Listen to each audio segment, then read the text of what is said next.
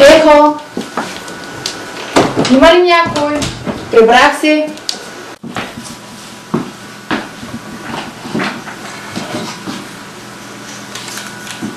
Да, човек, да. Нашите ги няма. Да, купон, добре. Аре, чакам во.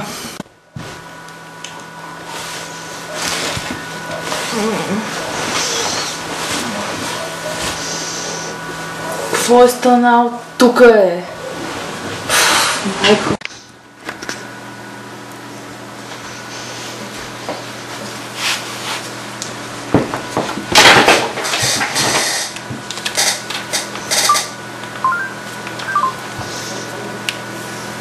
Ало? Човек, какво стана вчера? Цялата къща е пълен ужас, скочена от всякъде. Какво сме правили вчера толкова се? Аз знам, че е купала, ама... Аз какво? Сериозно ли е? Да, помня нещо такова.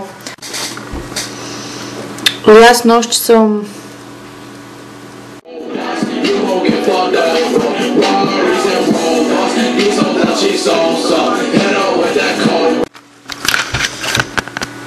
Даже съм си говорила с...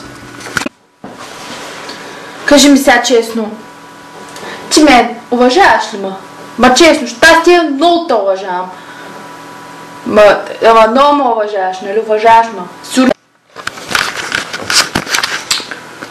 Мисля, че няма да има повече купони.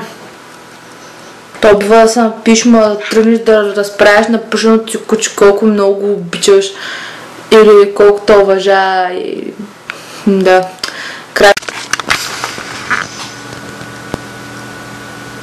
Някой звъни. Странно, кой ли ще е?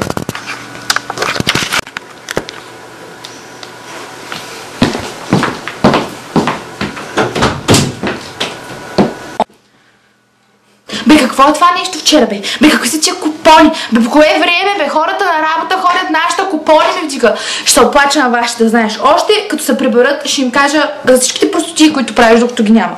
За купона, за всичко. Разбираш, за всичко ще изклюкам. И че им подкара колата и затова ще кажа.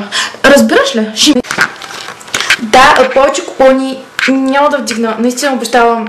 Само... Не казвайте на нашите. Няма да вдигна повече купони. Да, човек, бе, да. Удата ми съседка, тук нещо ми мънкаш на главата. Да, вечера нашите пак няма ги има, аре, да дигнем още няколко понче.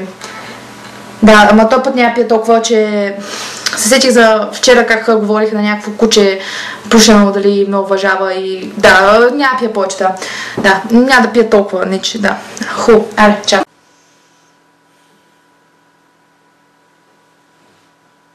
Какво отвъга ти? Нормално ли си? Ога!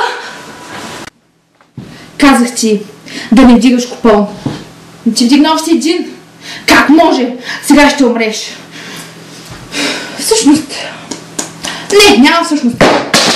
Да, секунда. Сега ще умреш!